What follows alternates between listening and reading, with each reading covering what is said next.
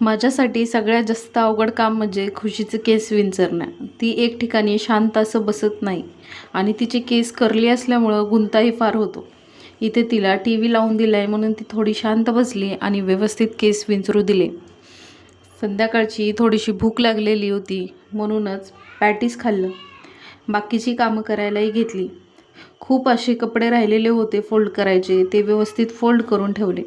Sofa cover पण व्यवस्थित लावून ठेवले. हे काम मला दिवसभरात 4 वेळेस तरी करावं लागतं. ज्यांच्या घरात लहान मुलं आहेत ते समजू शकतील.